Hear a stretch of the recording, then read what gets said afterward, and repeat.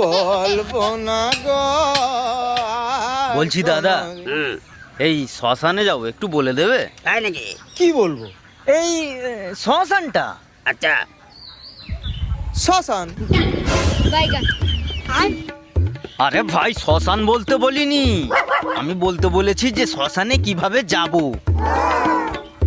কেন, যেভাবে যাচ্ছ ওইভাবেই চলে যাও।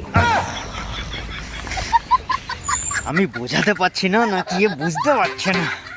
আরে দাদা, শ্মশানটা কোন দিকে? কেন, শ্মশানের দিকে। আরে দাদা, আমি বলতে চাইছি শ্মশানটা কোনখানে? কেন, শ্মশানে?